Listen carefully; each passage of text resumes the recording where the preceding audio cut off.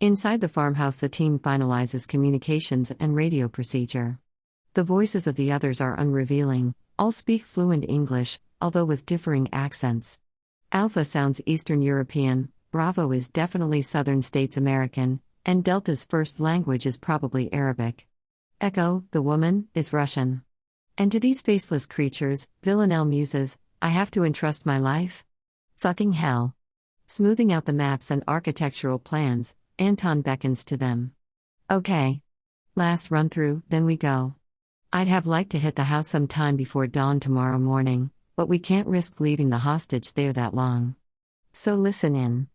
As he speaks, Villanelle is aware of the sniper, Echo, standing beside her. Their eyes meet, and she recognizes the slate-gray gaze of Lara Farmanians. Yet again, Villanelle feels her bearings shift. Lara naked and supine beneath her is one thing, Lara hefting a high-precision rifle quite another. Is she there merely to take out the guards, or is she part of some unfathomably devious plan of Anton's? The two women regard each other for a moment, expressionless. Nice weapon, Villanelle says. It's my favorite for this kind of work. Chambered for .40 HATAC? Lara works the Lobev soundlessly smooth bolt action. I'm not so easily distracted from my aim, these days. I'm sure you're not. Good hunting. Lara nods, and a minute later climbs into the SUV which will take her to her firing position. The minutes creep past. Villanelle fits the ear cups of her helmet, adjusts her microphone boom, and tightens her chin strap. Finally, a signal from Echo informs Anton that she is in position and ready. Anton nods at the four assaulters and they make their way through the darkened farmyard to the matte black Little Bird. The pilot is waiting in the unlit cockpit, and readies the craft for takeoff as the assaulters take their places on the outboard fuselage platforms.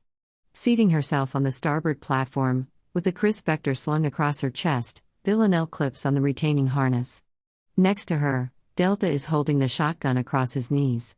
His eyes narrow, and they exchange wary nods. There's a muted roar as the Little Bird's engine engages, followed by the accelerating whump-whump of the rotors. The craft shudders, Delta extends a gloved arm, and he and Villanelle bump fists. For now, whatever the future might hold, they're a team, and Villanelle forces her apprehensions to the back of her mind. The Little Bird lifts a few meters and hovers. Then the ground falls away as they climb into the night sky. The helicopter approaches the villa upwind, then angles in fast, skimming over the chain-link fence before dancing in the air a meter above the lawn to the east of the main entrance. Releasing their harnesses, the assaulters jump down, weapons leveled, and seconds later the Little Bird lifts and swings away into the darkness. As they sprint for the cover of the side of the house, high-intensity security floodlights bathe the area in dazzling white. Two figures race towards them across the driveway. There's a wet smack, then another, and both go down on the gravel. One writhes like a pinned insect, and the other lies still, all but decapitated by the silenced .408 sniper round. Nice shooting, Echo, murmurs Bravo, his southern drawl pinned sharp in Villanelle's earphones, and with a series of aimed shots, begins to knock out the LED floodlights mounted on the lawn and the front of the building. Alpha runs to the rear corner of the building to perform the same operation there. Villanelle watches and waits. Muted by her helmet's noise suppression system, the shots sound distant and unreal. With only the far wall of the house still spotlit, the western portion of the grounds is thrown into sharp relief. Villanelle risks a quick glance round the angle of the building and feels the air ripple as a round passes her face. The shooter must have betrayed his position because Villanelle hears, once again, the meaty thwack of a sniper round finding its target. In her headphones, Lara's voice is calm. Echo to all players, you are now clear to breach. Repeat, you are clear to breach. What follows is a study in time and motion. Alpha runs out to the large central front door, places shaped explosive charges against it, and rejoins the others. The front door blows with a deafening whoomph, but this is a diversion. The real assault is through a small side door, which Delta blows off its hinges with his shotgun. The assaulters pour through, into the deserted kitchens. There's a formal choreography to house clearance. It's a self-propelling process that cannot and must not be halted. The team moves from room to room, with each member assigned a quadrant, sweeping, clearing, moving on. Villanelle knows the dance well, has rehearsed every step in the killing house at Delta Force's training facility at Fort Bragg. The instructors there knew her as Sylvie Daysat, on secondment from the Gigan, France's National Gendarmerie Intervention Group, and in her final assessment described her as an exceptionally fast learner with instinctive weapon skills, but with a personality so antisocial as to rule her out of any teamwork role. Her hostile behavior had been deliberate. Men make themselves forget women who are unimpressed by them, Constantine had taught her that. And no one at Fort Bragg remembers Sylvie days at. They're in an anteroom now, full of overstuffed furniture. On the wall is a vast painting of Michael Jackson fondling a chimpanzee. From somewhere in the interior of the building comes the muffled thump of feet on stairs. A security guard edges into view leveling an assault rifle, and Villanelle spins him to his knees with a 3-round burst from the Chris Vector. He balances for a moment, blank-eyed, and falls face down. As she fires a double tap through the back of his skull, spattering the deep pile carpet with blood, Bravo throws a stun grenade through the doorway towards the main body of the house. A tidal wave of sound rolls over Villanelle, punching through her helmet, and Alpha and Bravo race past her.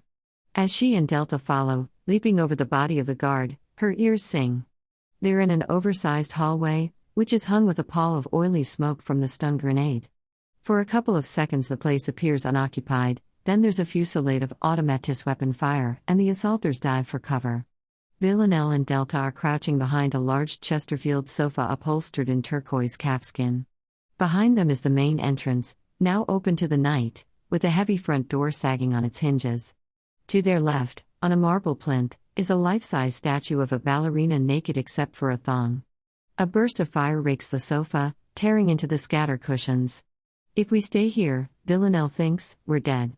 And I really don't want to die here, among these criminally ugly furnishings. Delta points at a gilt-framed mirror reflecting the far end of the hall. In it, a figure is just visible behind a large, ornate desk. As one, Villanelle and Delta rise from each end of the sofa. As she gives covering fire, he blasts the desk with the shotgun. Wood chips fly, and a body pitches heavily to the floor. 4 down, there's a movement in the opposite corner, and a rifle barrel shows above a white leather armchair. Bravo smacks a burst into the upholstery, and a mist of blood reddens the zebra print wallpaper. 5. Ducking back behind the sofa, Villanelle changes magazines and runs for the stairs. The remaining hostage taker, she guesses, is waiting on the first floor. She inches up the stairs, and cautiously brings her eyes level with the first floor. A figure appears in the nearest doorway, she fires, and her head is whipped back with such force that, for a moment, she's certain that she's been shot. She falls to a crouch, her ears ringing, and is steadied by a hand to her shoulder. Pinpoints of light are bursting in front of her eyes. Okay? A familiar voice asks. Villanelle nods, too dazed to wonder why Laura's there, and reaches a hand to her helmet. There's a deep furrow scored through the armored plastic, a centimeter lower, and it would have been her skull. You both fired at the same time, Laura says. And luckily for you, he fired high. The 6th guard is lying on his back in the doorway. The ragged, sucking sound of his breath indicates a lung shot. With Villanelle covering her, Laura runs up to him, an automatic in her right hand. Where's the hostage? She asks in Russian. The guard looks upwards. Next floor up? The faintest of nods. Anyone guarding him? The eyes flutter in close. No one? The reply is an indistinguishable mumble. Laura leans closer, but all she can hear is the sucking of his chest. Leveling the handgun, she fires a single round between his eyes. What are you doing here? Villanelle says. The same as you. That wasn't the plan. The plan has changed. I'm your backup. Villanelle hesitates for a moment, and then biting back her doubts, leads Laura up the last few stairs. At the top, facing her, is a door. Taking out the fiber optic scope, Villanelle slips the flexible 1mm cable over the carpet and under the door. The tiny fisheye lens shows a brightly lit room, empty except for a figure trussed to a chair. Silently, Villanelle tries the door. It's locked. A single round from the Chris Vector blows out the cylinder, she kicks it open, and she and Laura burst into the room. Together, they attend to the figure on the chair. There's a black cloth bag over his head, stiff with dried blood.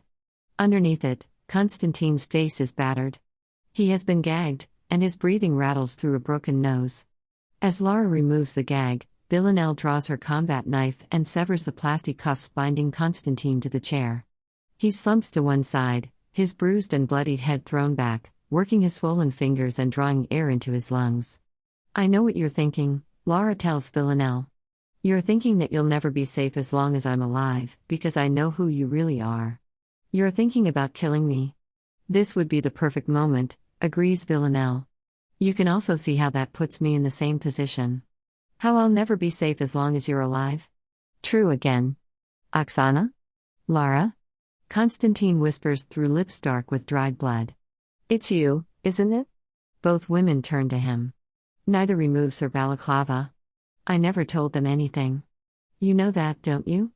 "I know that," says Villanelle. She glances at Lara, notes the deceptive casualness of her stance, and the tautness of her index finger on the trigger guard of the automatic. Constantine's eyes move to Lara.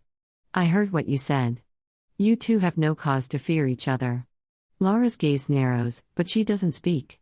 Villanelle genuflects, so that her face is level with Constantine's, and her body shielded from Lara by his. Reaching behind her back, she draws the Glock from its holster. "Something you once told me," she says to Constantine. "I've never forgotten it." "What was that?" "Trust no one," she says, and placing the barrel of the Glock against his ribs, squeezes the trigger. Gaining entry to the Cradle's house is something of an anticlimax. After disabling the burglar alarm with a signal jammer, Lance lets himself and Billy in through the front door with a set of skeleton keys. Helpfully, the Cradles have left their lights on, to discourage intruders. Eve drives away, doubles round the block, and pulls up beneath a street light 50 meters away. In the shadowed passenger seat she's almost invisible, but she can see pedestrians and traffic coming from both directions. She knows what the Cradles look like. She's seen Dennis often enough at Thames House, and Penny at a couple of the rather grim drinks parties that the service feels moved to organize each December. She's confident that she'll recognize them. She's instructed Lance and Billy to go straight to the study and concentrate on the computers. To download everything on every drive that they can find, and copy any documents that they think might be relevant with handheld laser scanners. Both men seem to be experienced burglars. Presumably this was what Richard Edwards meant when he described them as enterprising. Eve sits in the car, her mood switching between acute anxiety and boredom. After what seems like a dangerously lengthy interlude, she sees Billy sauntering along the pavement towards her. "We're pretty much done," he says, subsiding into the passenger seat. Lance wonders if you'd like to take a quick shufti. Confidence, Eve tells herself. Look respectable, press the bell, march in through the front door. Lance lets her in and hands her a pair of surgical gloves. The front hall is narrow, with a tiled floor and white gloss woodwork. There's a sitting room to the left, and a kitchen beyond the staircase. Eve feels her heart pounding. There's something profoundly shocking about trespassing in this way. "Fancy some toast and Earl Grey?" Lance asks. "Don't joke, I'm starving," says Eve, steadying her voice. "What have we got?" "This way." Dennis Cradle's office is a neat, rather smug little room, with built-in shelving and bookcases, a desk in the same pale wood, and an ergonomic office chair. On the desktop is a powerful-looking computer with a 24-inch monitor. "Assuming Billy's gutted that," Eve says. "If it's on there, we've got it. Plus an external drive and various memory sticks we found in the drawers." "Is there a safe?" "Not in here. There might be one somewhere else in the house, but even if we found one, I doubt we'd have time to crack it before they get back." Eve shakes her head. "No, if there's anything we need, it'll be in here.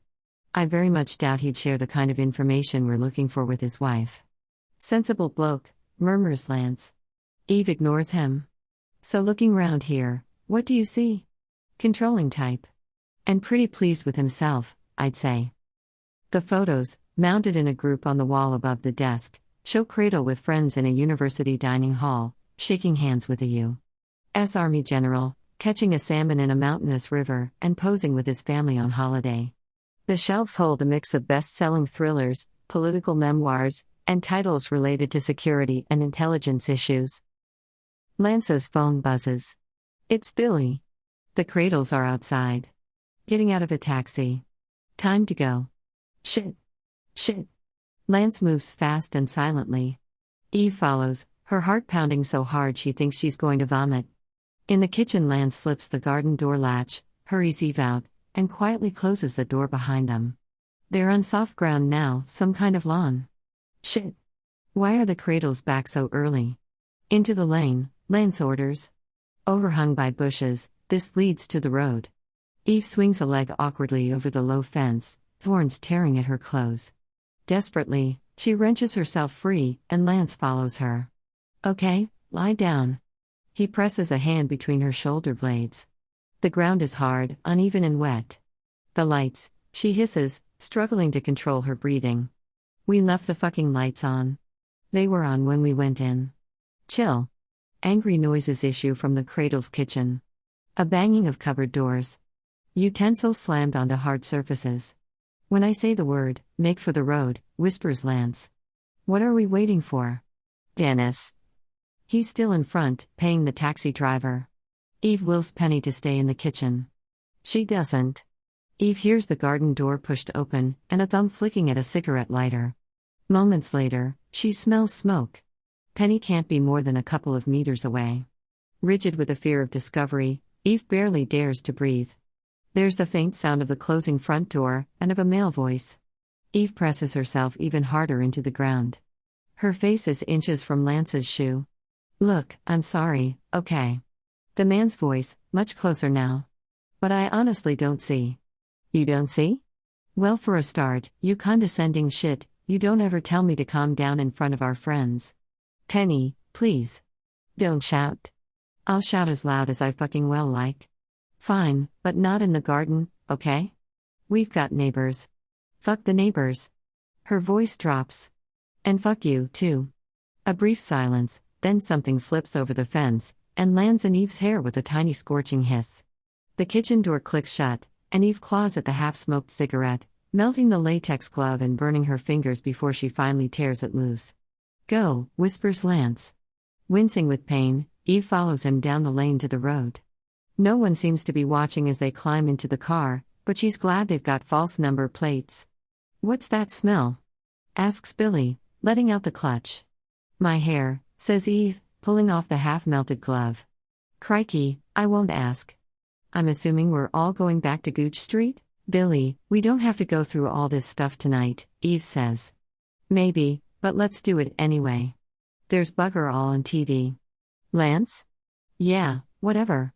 Everyone good with pizza? Billy asks. We passed a place on the Archway Road. It's nearly midnight when Eve rings Nico. He's at home, and the two other teachers who have come to dinner are still there. Nico, look, I'm really sorry about tonight, and I'll make it up to you, but I need to ask you something. Something important. Nico grunts noncommittally. I need your help. Can you come to the office? Now? Yes, I'm afraid now. Jesus, Eve. He pauses. So what do I do with Spig and Claudia? She considers. How good are they? What do you mean, good? IT stuff. Security protocols. Cracking. They're very clever people. But right now, they're shit-faced. You trust them? Yeah, I trust them. He sounds weary. Resigned. Nico, I'm sorry. I'll never ask you for anything again. Yes, you will. Tell me. Call a cab, and get over here. All of you. Eve, you're forgetting. I don't know where here is. I don't know where anything is anymore. Nico. Just tell me, okay? When she puts down the phone, the others are looking at her. Billy's hands are poised, unmoving, above his keyboard. Are you sure this is a good idea? Lance asks. She meets his gaze. We've looked at everything on the external drive and the memory sticks, and everything we downloaded from his hard drive, and it's all squeaky clean. We've just got this one locked file, and I'm afraid that if we don't crack it, everything else we did tonight counts for fuck all. Dennis Cradle is old school MI5. He's not a techie, but he knows how to create a high-entropy password. Billy's brute force attack isn't working. We need more heads on this one, and I've got clearance from Richard to use outside consultants if necessary. So who are these people? Lance asks. My husband's Polish, and an ex-chess champion. He teaches maths, but he's a pretty damn good hacker. Spignev is his friend, a classics scholar, and Claudia is Spig's girlfriend. She's an educational psychologist. They're smart people. What about official secrets? We're just asking them to help us crack a password. Nothing more. We're not going to name any names, give them context, or show them what we find in the file. Lance shrugs. Okay by me, I guess. Billy? Yeah. What he said. So would you have killed me? Villanelle asks. Those were my orders, says Laura. If you didn't finish Constantine off, I was to shoot you, and then him. He was compromised. He wouldn't have told them anything. You know that, and I know that. But it's not theoretically impossible, so he had to die, and you had to kill him, and I was the backup. That's how they operate, our employers. You haven't answered my question. Would you have killed me? Yes. They're lying, naked, on the Learjet's fold-away bed. They smell of sweat, sex and gunshot residue. In 40 minutes they will land at Vnukovo Airport, southwest of Moscow. Laura will leave, and Villanelle will continue to Paris via Annecy Mont Blanc and Issy-les-Moulineaux. There will be no official record of her entering France, just as there was no record of her leaving. She strokes the nape of Laura's neck. Feels the prickle of her cropped hair. You were good tonight. That running headshot was perfection. Thank you. You practically decapitated him. I know. That Lobev's a dream to shoot. Gently, she takes Villanelle's upper lip between her teeth, and explores it with her tongue. I love your scar. How did you get it? It doesn't matter. I want to know, says Laura, reaching between Villanelle's legs. Tell me. Villanelle begins to answer, but feeling the slippery flutter of Laura's fingers inside her, arches her back and sighs, her body's pulse becoming one with the engine note of the Learjet. She pictures the aircraft racing through the night, and the dark Russian forests far below. Taking Laura's other hand in hers, she sucks the trigger finger into her mouth. It tastes metallic and sulfurous, like death. Eve meets Nico and his friends outside Gouge Street Tube Station. Nico touches a hand to her arm, the gesture stiff and self-conscious, and she smells plum brandy on his breath. Spig is wild and bear-like and visibly drunk, and Claudia is glacial and avoids Eve's eye. Looking at them, Eve feels her optimism fade. In the office, Lance has made tea, and noting Claudia's expression, has slipped outside for a roll-up. The temperature is dropping. Eve finds everyone chairs. So how can we help? Asks Claudia, her face expressionless, her hands taut at the collar of her coat. Eve looks at the assembled faces. We have a password to break. Nico looks at Billy. Life or death, I understand. You could say. So what are you trying? Right now, a series of dictionary attacks. If that doesn't do it, I'm going to try a rainbow table. But that'll take time. Which we don't have, says Eve. Claudia frowns, still holding her collar tightly closed. How much do you know about the password holder? A bit. You think we can possibly guess the password? I think we can have a bloody good try. Claudia looks at Spig, who shrugs, and blows the steam off his tea. Tell us about this guy, says Nico. Smart, middle-aged, well-educated. Eve begins. Computer literate, but not a full-on geek. He would have people to take care of issues like computer and network security at work. But the file we need to crack was hidden on his home computer, so probably password locked by himself. How well was it hidden? Asks Claudia. Billy? Executable. Bad file. Not completely entry-level. My instinct about this guy, Eve says, is that he would consider himself clever enough to create an uncrackable password. He'll have informed himself about things like information entropy. Like what? Asks Spig. Nico rubs his eyes. Password strength is measured in entropy bits, which represent the base 2 logarithm of the number of guesses it would take to break it. Spig stares. Sorry. What? You don't need to know all that, says Claudia. What Eve means is that our target is smart enough to know that the password will have to be obscure, it will have to be long, and it will have to incorporate different types of characters. He's arrogant, says Eve. It won't be something random. The password will mean something to him. Something he thinks no one will ever guess. And I'd put money on the fact that there's a clue in plain sight in his office, which is why Billy photographed everything on his desk, on the walls, and in the bookcase. We've just got to outthink him. Lance reappears, smelling of cigarettes, and Billy spreads out the A4 prints. There's a shot of the desktop, showing Cradle's computer, landline phone, ankle poise lamp, DAB radio and binoculars, as well as miniature busts of Mao Zedong and Lenin. Communist kitsch, murmurs Nico. Dickhead. The shots of the books show copies of Shakespeare's Hamlet, Machiavelli's The Prince and Donald Trump's Great Again, political thrillers by John le Carré and Charles Cumming, memoirs by David Petraeus and Jerry Halliwell, and 2 shelves of intelligence-related titles. Other photographs are of pictures on the study wall. The students in the university dining hall cradle shaking hands with the U.S. 4-star general, the salmon fishing shots, and the family holiday snaps. Remember, Eve says, as she refills the kettle for another round of tea. The word or phrase we're looking for could have as many as 30 characters. Think of quotes. Ex-public school types like cradle love quotes, they're a way of showing off how well read they are.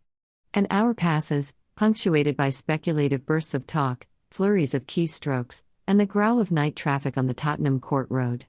Lance goes outside for another roll-up. A second hour passes. Hangovers begin to bite, faces take on a defeated aspect, and Zbig mutters in Polish. What did he say? Eve asks Nico. He said that this is about as much fun as fucking a hedgehog. Right, well, let's take a break and see where we are. She stands up and looks at the others. Can I have your best guesses so far? We've got 3 attempts at this password before the system locks down, so before we try one we need to be really sure we're in with a chance. Nico, do you want to go first? Okay. My best shot is something based on me thinks it is like a weasel. Don't get it, says Eve. It's a quote, says Nico. From Hamlet. There's a copy of Hamlet in the bookcase. So? The Weasel program is also the name of a mathematical experiment by Richard Dawkins.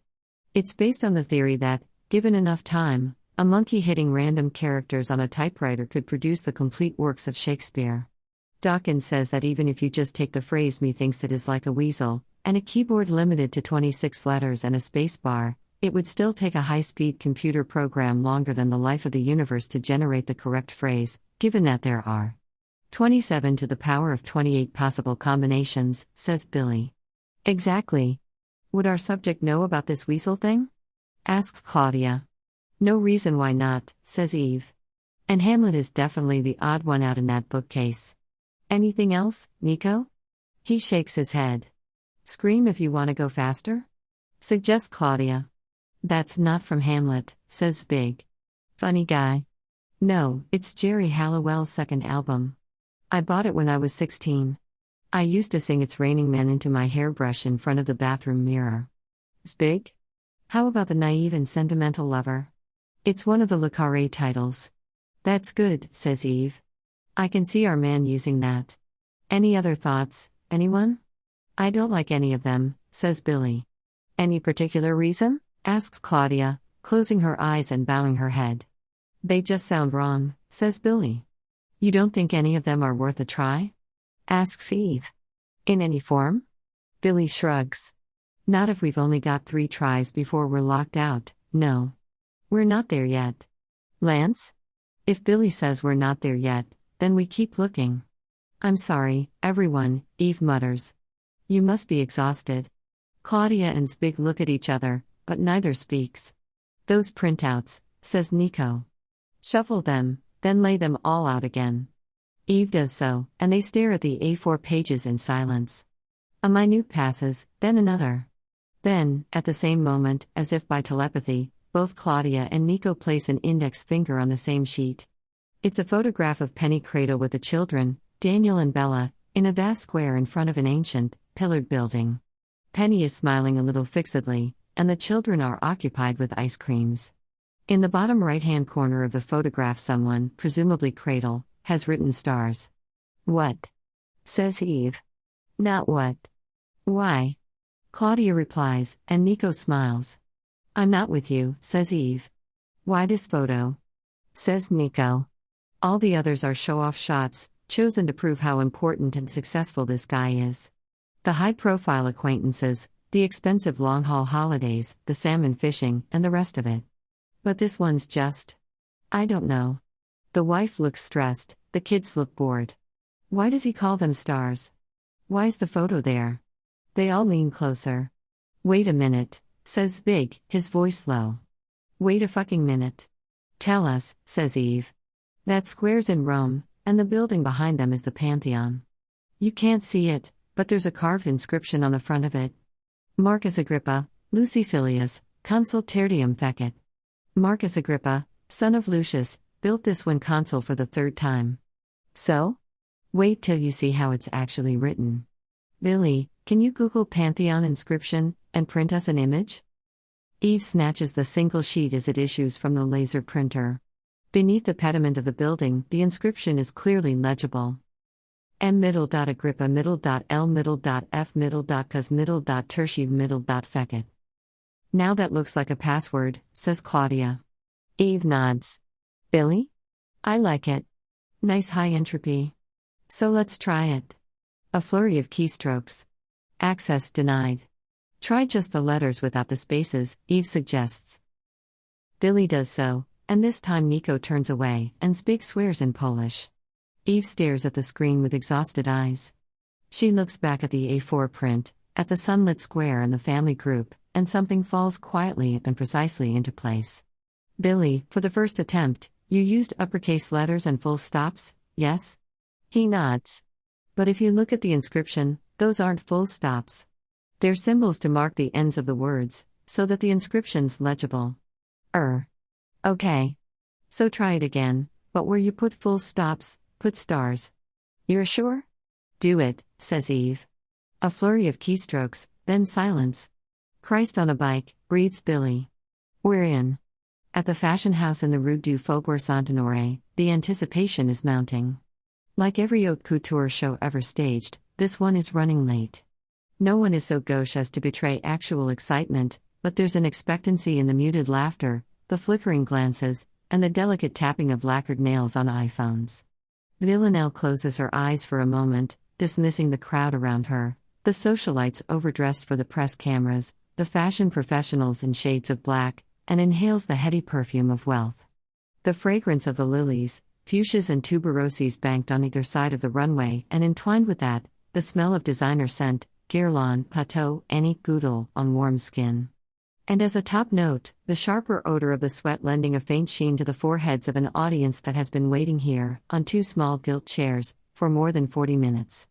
Absently, Villanelle reaches out and takes a rose-petal-flavored La Ray macaroon from the box on Anne-Laure's lap. As she closes her teeth on its crisp outer shell, the lights dim, the shining peels of a Scarlatti cantata fill the space, and the first model swings out onto the runway, wearing a long, crocus yellow silk coat. She's a vision, but Villanelle doesn't really register her. What would happen, she wonders, if Laura Farmanians were to announce that Oksana Vorontsova is alive? Would anyone believe her, or care? Who is Oksana Vorontsova, after all? Some crazy student who shot 3 gangsters in a perm bar, and then supposedly killed herself in prison. Old news, long forgotten. Russia's a madhouse these days, and people are being murdered all the time. Why would Laura speak out? Who would she tell? On the runway, immaculately tailored suits give way to embroidered crossover tops and tulle ballet skirts in dusty pink.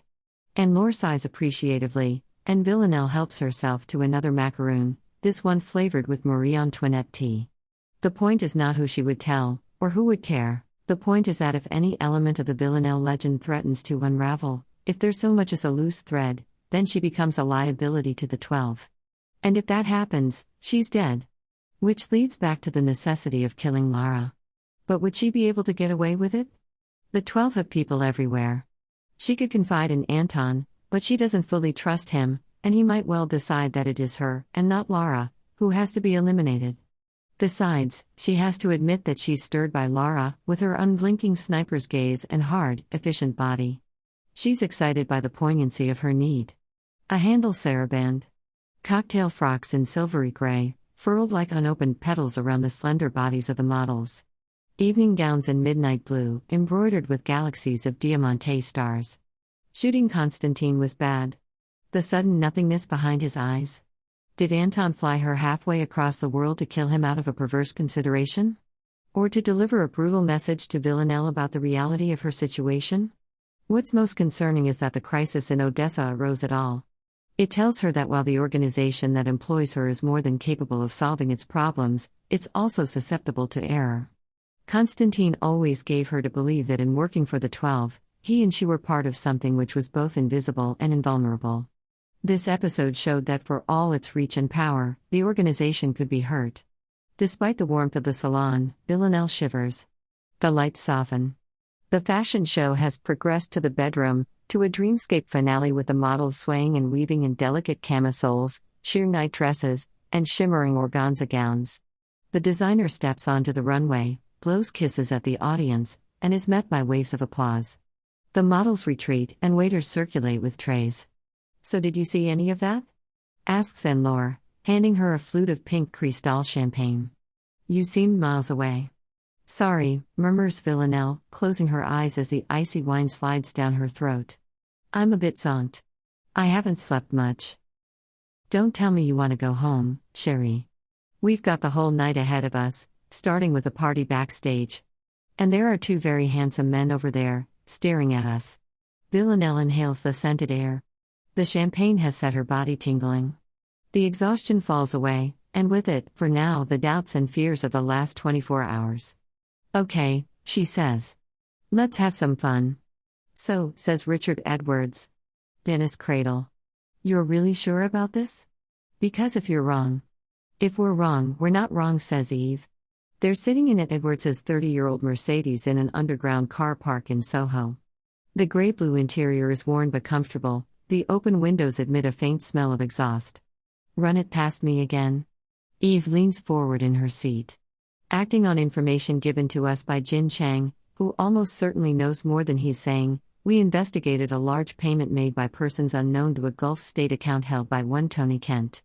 It turns out Kent is an associate of Dennis Cradle, and when we conducted a covert search of Cradle's property, we found a locked file concealed on his computer. When we broke the password and opened it, we discovered details of a numbered account in the British Virgin Islands owned by Cradle. We also discovered that a sum in excess of £12 million has recently been paid into this account by Tony Kent, from the account that he controls at the First National Bank of Fujairah. I'd say that was conclusive enough to act on. "So you want to bring Cradle in?" I propose that we have a quiet word with him. We don't mention these accounts and payments to anyone, revenue, police, whoever. Instead, we leave everything in place. But we turn Cradle. We threaten him with exposure, shame, prosecution, whatever it takes, and we wring him dry. If he helps us, and agrees to let us run him against his paymasters, he gets to keep the money. If he doesn't, we throw him to the wolves. Edwards frowns, beating a soft percussion on the steering wheel with his fingers. "If you're right about the people who are paying him." "I am right." He stares through the windscreen at the concrete walls, and the low ceiling with its sprinkler fittings. "Eve, listen to me. There are enough dead people in this story. I don't want you and Dennis Cradle adding to their number. I'll step carefully, I promise you that. But I want this woman, and I'm going to get her. She killed Victor Kedron on my watch, she killed Simon, and she's killed God knows how many other people besides." He nods, his expression grave. "She's got to be stopped, Richard." Richard is silent for a moment, then sighs. "You're right. She has. Do it." When Eve gets home, Nico is sitting at the kitchen table making calculations in a notebook. The table is littered with electrical components and cooking ingredients. He looks tired. "So," he asks her carefully, "did you find what you were looking for in that file?" "Yes," she says, kissing the top of his head, and subsiding into the chair next to his. "We did. Thank you. Excellent. Can you pass me that glass beaker? What exactly are you doing?" He attaches two wires to a multimeter with alligator clips, causing the needle to swing wildly. "I'm making an enzyme-catalyzed fuel cell. If I get this right, we should be able to charge our phones using icing sugar. I'm sorry I've been so distant, Nico. Truly. I want to make it up to you." "That sounds promising. Perhaps you could start by putting the kettle on? Is this for the experiment?" "No. I thought we might have a cup of tea."